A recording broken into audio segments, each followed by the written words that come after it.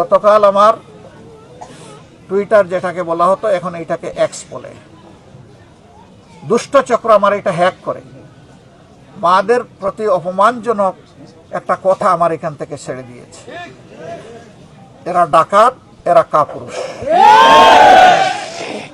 আমরা মায়েদের সম্মানকে উঁচু করে তুলে ধরতে চাই, আর ওরা বলে আমার মায়ের কাপড় খুলে নেবে।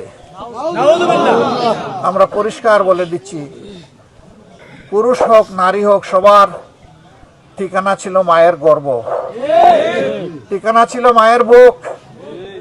এই মায়ের অসম্মান আমরা বরদাস্ত করব না। মাদের প্রতি আমাদের এই ভালোবাসা এবং এই সম্মানকে যারা কলঙ্কিত করতে চায়, জাতি তাদেরকে ক্ষমা করবে না। আমাদের কর্মকাণ্ডকে যারা ভয় পায়, যারা নীতি দিয়ে চরিত্র দিয়ে মোকাবেলা করতে পারে না, তারাই কেবল কুরুচিপূর্ণ এই সমস্ত জিনিসের আশ্রয় নিয়ে থাকে। দুনিয়ার মানুষকে বোকা ভাববেন না। আপনিও জ্ঞানী, কিন্তু মানুষও জ্ঞানী। সব মানুষ সব মামলতবাজি, সব ধরনের ধান্দাবাজি ধরে ফেলে, এটা সময় লাগে না। আমরা আবারও বলবো, দোয়া করেন একটা শান্তির বাংলাদেশ আপনাদেরকে সাথে নিয়ে যেন আমরা করতে পারি। আমাদের মা বোনদের জন্য যেন একটা নিরাপদ বাংলাদেশ উপহার দিতে পারি। যুবক যুবতীদের হাতে যেন আমরা দেশ গড়ার কারিগর হিসাবে কাজ তুলে দিতে পারি। আমাদের ভাই কারো কাছে বেকার বাঁধার দরকার নাই। আমাদের যুব সমাজ তার সম্মানের একটা কাজ চায়।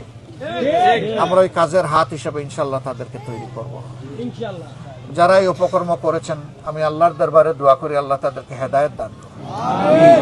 যারা মানুষ খুন করে, ওই সময় হাদিসে এসেছে আল্লাহ তাআলা তাদের দিলের উপর থেকে ঈমানকে তুলে নিয়ে যান। তারা তওবা করুক, আল্লাহ তাদেরকে হেদায়েত দিন।